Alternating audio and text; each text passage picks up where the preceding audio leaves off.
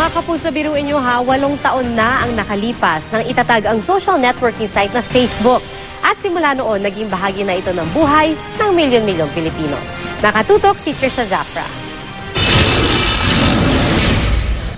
Mula sa pagkakatatag ng Facebook sa isang college dorm room sa Harvard noong 2004 hanggang sa inaasahang initial public offering o IPO nito sa US stock market na posibleng umabot sa $100 billion, walang dudang ito na ang #1 na social networking site sa mundo.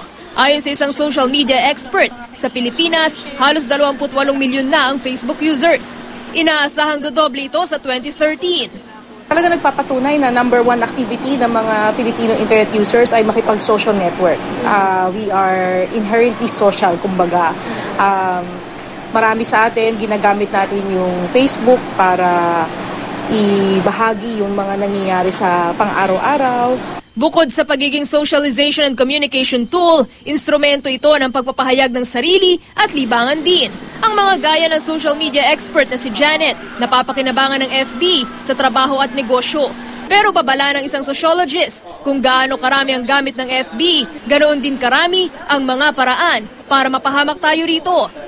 When you put so many data on a social networking site, you are giving a potential predator a profile of who you are.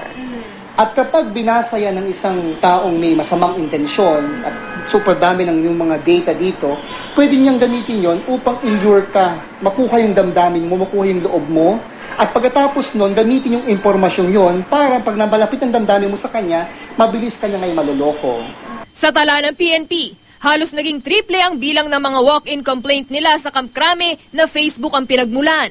Para sa taong 2011, nangunguna ang identity theft o pagnanakaw ng pagkakakilanlan. Ikalawa ang fraud o panluloko, ikatlo ang harassment, ikaapat ang libel, at ikalima ang pornografiya.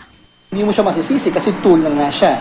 Ang talagang dapat mong tignan ay yung values ng taong gagamit ng technology na ito. Trisha Zafra, Nakatutok, 24 Oras.